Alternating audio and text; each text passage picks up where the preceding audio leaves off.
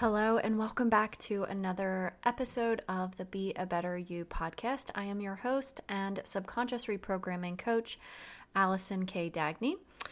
I am so excited about this episode today, titled How to Avoid a Narcissist. And the subtitle here is Shifting the Energetics That Make You Vulnerable, because there is this thing where people feel like after they've been abused by a narcissist that they're attracting them. And sometimes this happens because they've been in multiple relationships that have turned out to be with narcissists. Maybe they even had a parent that was narcissistic, or siblings or friends in their life. And so if this sounds like you, then this episode is going to help you so much. So what I really want to do today is to help you understand why you feel like you're attracting narcissists without blame, right? Without blaming yourself. To recognize that there are energetic patterns that are at play here. And then to help you shift your subconscious beliefs and improve feelings of self-worth so that you can break free from any toxic relationship cycle. So I want to make sure that I'm very clear that this is not about blaming you for some reason that you're pulling in narcissists, because that's not what this is about at all. So if you've ever found yourself in a toxic relationship and then another one, and you are wondering maybe I'm a magnet for narcissists, or maybe I'm attracting them, right? I hear this a lot. I want to clear something up immediately. This is not about blame. It is not that you're a magnet for bad, evil, narcissistic people, and it's definitely not your fault, but there is some energetics behind this, and I really want to talk about that today in case you haven't really considered this. So the energy dynamic that is at play here is not that you want narcissists, or that you're somehow inviting them in or attracting or magnetizing them, right? It's about the subconscious energy that you're carrying, whether you realize it or not. This is often rooted in the subconscious beliefs that we've been programmed with since the day we were born, since we were very, very, very tiny, right out of the womb. It would be beliefs that you have been made to believe about yourself from your caregivers and the people in your life, your society and your culture. It would be any traumas or wounds that you've experienced that contribute to that subconscious energy, and patterns that maybe you've internalized for yourself. So I'd like for you to think of it like a radio station. And if you've been conditioned in a way that you believe love means that you have to earn someone's affection, you might unconsciously, like that radio station, tune into people who make you work for their approval, right? Like a narcissist. But the good news is you can change the channel. You can change the frequency. And that's where your power to repel people that are toxic or narcissistic really starts. So I'd love to just ask you a question first and foremost, is what if avoiding narcissistic people wasn't about just spotting them, identifying red flags, knowing all the things about narcissists, right? What if it wasn't about that at all? What if it was just about changing the way that you see yourself and changing the way that you think about yourself?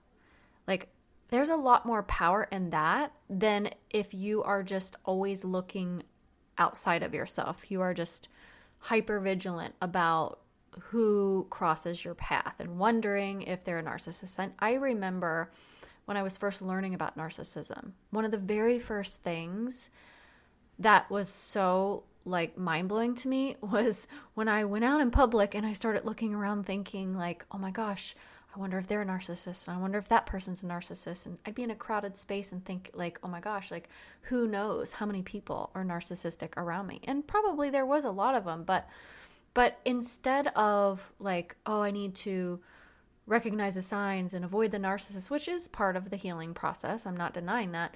But what if it wasn't about that as much as it was about changing the way you perceive yourself and changing the energetics that you emit? So Number one, we do need to know the red flags, okay? Educating yourself is key and important. And there's a problem with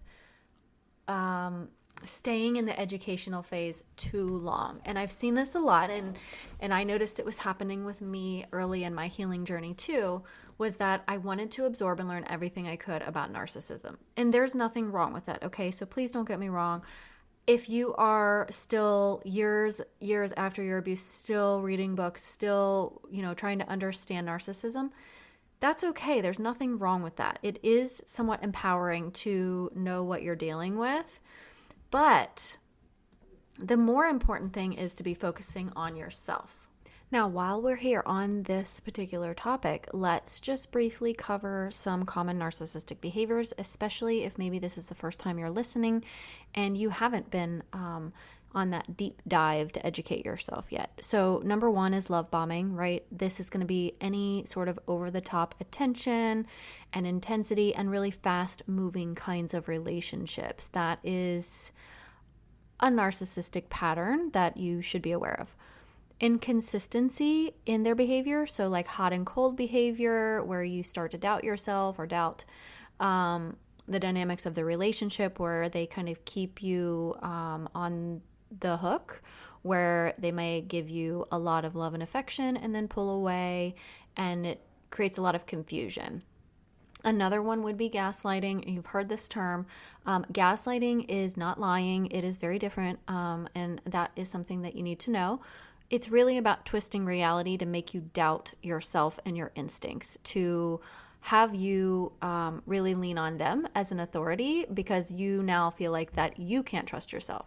Okay, another common behavior would be never taking responsibility, never taking accountability, blame shifting to you when it's very clear that they should take responsibility or accountability. And then a big one is lack of empathy, where they really do not have the ability, or at least it seems they don't have the ability to understand you or your point of view or how they may have hurt you. So just to know these things kind of up front. But again, this isn't the most important thing, right? This might make you feel like you have some power and some control because you know how to identify it, which is important. I'm not denying that. Otherwise, I wouldn't have shared it. But it's really going to be more than that. And that's what we're going to get into today. So one thing that comes up for a lot of people when it comes to like recognizing these patterns, a subconscious belief like, I should give people the benefit of the doubt, okay? Because if you're dealing with somebody who exhibits these kinds of behaviors, you might have beliefs like, oh, well, maybe they're not always like this, or well, maybe it's not that bad, or I need to give them the benefit of the doubt, right? But if you shift that subconscious pattern and that subconscious belief to something like, I trust patterns over promises, or I trust behavior over words, or actions over promises, or whatever, like however you feel like that resonates for you, that would be something that could really empower you. Because when you believe that I should give people the benefit of the doubt, that's a tongue twister, or if you believe something like I should overlook it because everyone makes mistakes, or like something like that, that's when we get entrapped into these or hooked into these narcissistic relationships. So you empower yourself by changing the thinking pattern that you have. So if you're someone who really thinks a lot of times like, oh, I should give people the benefit of the doubt, or everyone makes mistakes and people can change, I'm not saying those things aren't necessarily true, but if you don't ever consider any other possibilities besides the things that you've been thinking, then sometimes that can lead to behaviors like staying with somebody who is harming you, okay? The next thing here is so important. So important. If you don't take away anything from this, please take away this. Rediscovering your self-worth, okay? Your self-worth has always been there. It's never gone away. You may not feel it because it's been covered up or masked by layers and layers and layers of faulty beliefs about yourself, that you're not good enough, or that you can't do anything right, or that you're stupid, or that whatever, right? That's what I'm talking about, those layers that cover up your self-worth. You were programmed as a child from the time you were born So if you're not somebody who's really confident and full of self-worth, chances are you have all of these kinds of limiting beliefs that are masking that light within you. That light has never, ever, ever been gone. It just may be covered up, okay? So your energy, right, determines who gets access to you, okay? It's not just you consciously deciding who gets access to you. It's your energy, okay? It's that frequency that you emit. So narcissists thrive on power imbalances, right? They want to feel in control. They want to feel like the authority, and they want you to be in submission. So if you don't fully believe in your worth, you might unknowingly hand them control or the keys to your life, okay? You may be seeking their approval. You might be over-explaining yourself, like trying to get your point across or try to prove yourself. This is something that I have done, where I would just try so hard and try to, reach these unreasonable expectations. But this is what they thrive on. They want that power imbalance. They want you to believe that you are not good enough and that you are beneath them, because it helps them feel powerful. So if you are standing in your worth, those tactics cannot work on you. If you're like, well, but I don't know how to love myself, or I've just, gone through so much trauma in my life, even as a kid, I had a narcissistic mom or a controlling father or whatever that might be, you might feel like you don't even know where to begin to get that self-worth.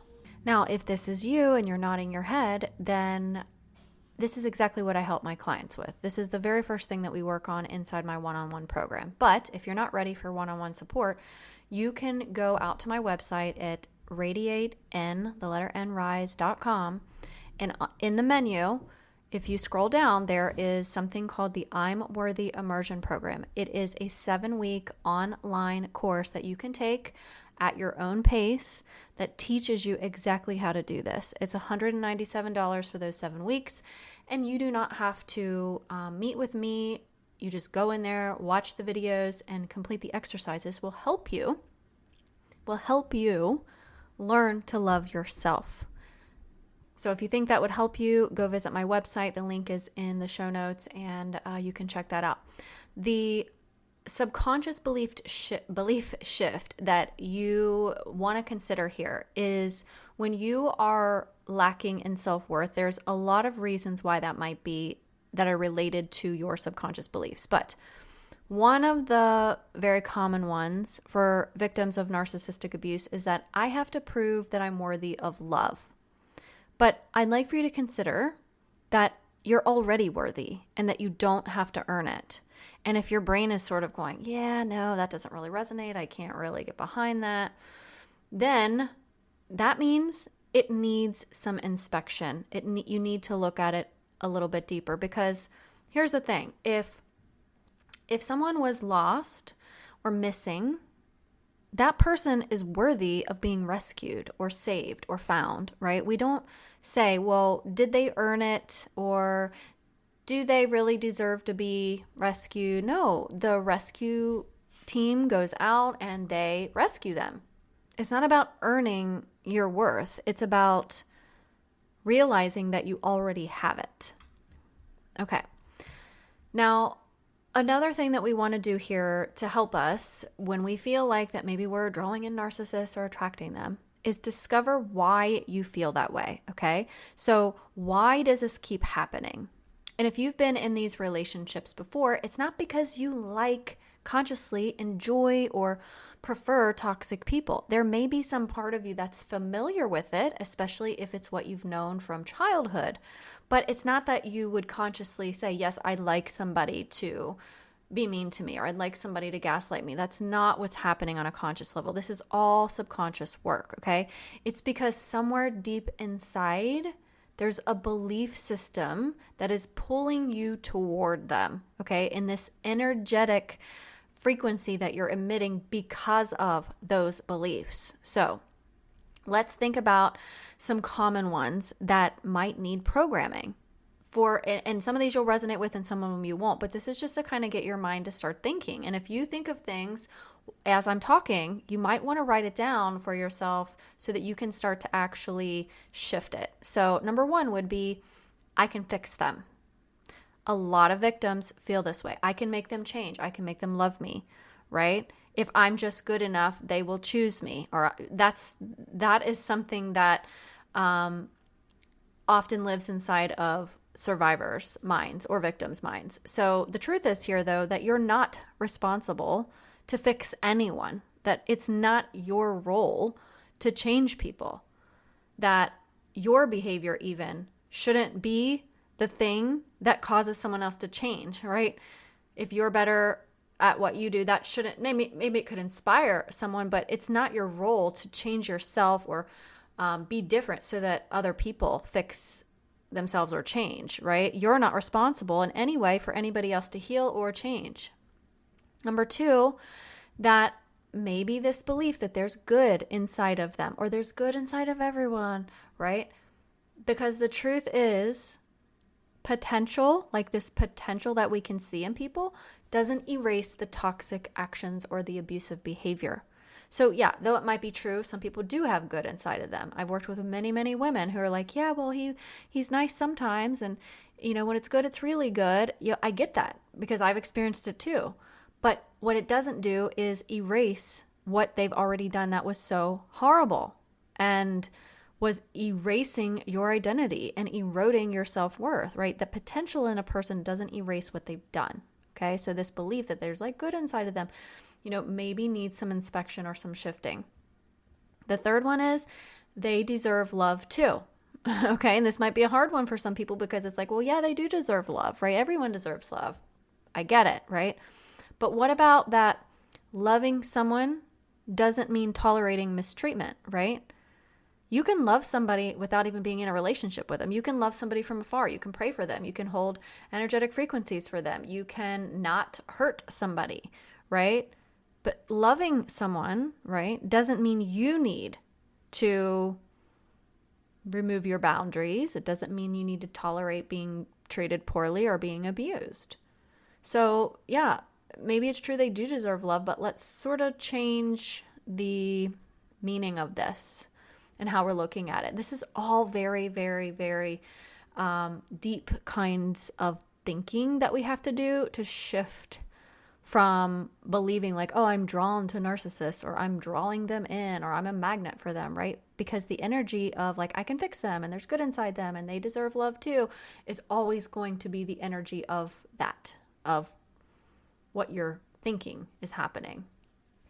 Now, the fourth one that I have is, if I'm good enough, they'll finally treat me right. And I know this is very common because I've experienced it as well, where you believe that if you just do better, if you're just, behaving how they want, you're doing what they say, you're, being the best version of you, that they will treat you right. But here's the thing. Your worth is not tied to how someone else behaves. So how other people treat you is a reflection of them. It's not a reflection of your worth at all. And that's where a lot of victims and survivors get confused because they think, well, if I was good, then they would treat me good. But that's not true. People treat you the way they treat you because of their values, their perceptions, their own programming, right? If someone was raised in an abusive home and they were taught that if you do anything that your parent doesn't like, you get punished and you get physically abused. If that person was raised in a household like that, it's not going to matter if you are good or not. If you don't do what they want, to them, that means you're deserving of abuse. And that is just not true. So if you're serious about this work and you're serious about discovering why you might be having these energetic frequencies that are maybe attractive to people who are toxic or narcissistic, you may want to ask yourself, like, when was the first time that I felt like I had to earn love or acceptance or approval? And chances are it probably was a long time ago. And the other question you might want to ask yourself is, where did I learn that being needed meant being loved? Because that for a lot of people is a hot button, like if I'm needed, by others, then that means that I'm loved. So you may want to consider that. I'm just trying to like hit as many wide areas as I can to hopefully resonate with those of you in the audience who are listening. And as far as like shifting this, a very common and limiting subconscious belief that victims of abuse and toxic relationships have is, if they finally choose me, I'll know I'm worthy. Okay. You may not say it in that exact phrasing, but if you believe that if you are chosen, that means you are worthy, then the result is going to be you constantly trying to get that approval so that you feel worthy, but you already are. Okay. So the new belief to shift would be like, I already am worthy, whether other people see it or recognize it at all, right? You still have worth, whether someone recognizes it. Okay. So it's like, if I give you $100 bill and you're like, wow, thanks a lot, I really appreciate this $100 bill. That is worth $100. Okay. There's no way you can take away that value. If I crumple it up and hand it to you, it's still worth $100. If I put it in a bank account for you, it's still worth $100, right? The worth doesn't change based on what I do with it or how I'm treating it, okay? So it's no different if someone is treating you well or treating you not well. Your worth is the same regardless, okay? Now, I want to make sure that I explain that how you can protect yourself moving forward, okay? Because this is really about changing the way that you see you. It's not really about avoiding narcissists, because here's the reality. They're everywhere. I mean, you probably know this. They're all over the place. There are people who you'll be like, oh my gosh, you could watch reality TV and notice them. You could, experience them in your church. You can experience them at work. Like, you know what a narcissist is and the behaviors and the red flags, and you're able to spot it. So it's not really about being able to identify it, because you already know how. It's about changing the way you see yourself and changing the frequency with which you are operating. Because when you believe that you're worthy of love, when you believe that you're worthy of peace and respect, you will show up very differently. Your behaviors, the way that you carry yourself, the tone of your voice, your physical mannerisms, all emit a frequency. Okay, and then you will stop making excuses for people who don't treat you with love, who don't treat you with respect. And if you have limiting beliefs in the way that are guiding the ship for you, essentially they are in the driver's seat, those limiting beliefs, that's going to affect how you show up. So it's not that you are like a magnet for narcissists for some reason. It's that you have the power to change your energetic frequency based on what you believe. And if you do that, you're going to show up as a completely different person. And then the frequency that you're attuned to will be towards people who do respect you, who do treat you with love, who do want to honor your boundaries and things like that. Okay. So hopefully this has been helpful, but just as we talked about, like, it's not about blame, it's just energetic awareness, because if you're familiar with the law of attraction, it's like attracts like. And sometimes people who believe in the law of attraction feel like that they are to blame, because, oh, well, I must be to blame because I'm keep attracting these narcissists. There must be something wrong with me. This is not about blame whatsoever. And I don't want to victim blame anybody. It's just to help you be aware of the energetic frequency that you are putting out into the world and out into the space around you. And if you can change that, turn that dial and shift it to something different by uncovering your subconscious beliefs, changing the way that you think about things, that will change the way that you feel and how you show up. And then you will no longer be the person who says, oh, I'm always attracting narcissists and there's always a narcissist around every corner and they're always in my life. That's not going to be your story anymore. So I hope this really gives you something to chew on, something to think about, because I want to share this because it has helped me break free from these patterns. And I have known and been in relationships with people who have narcissistic traits. And now that I'm aware of it and my energetic frequency is changed, I'm no longer seeing those people show up in my life. I am seeing healthy people. I'm seeing respectful people. I'm drawing in a different level of person. And so to go back to the title of this episode, how to avoid a narcissist, it's really not about like eliminating narcissists from your life. It's shifting the beliefs that are making you vulnerable. All right, so hopefully this has been helpful to you. If you have any questions at all, let me know.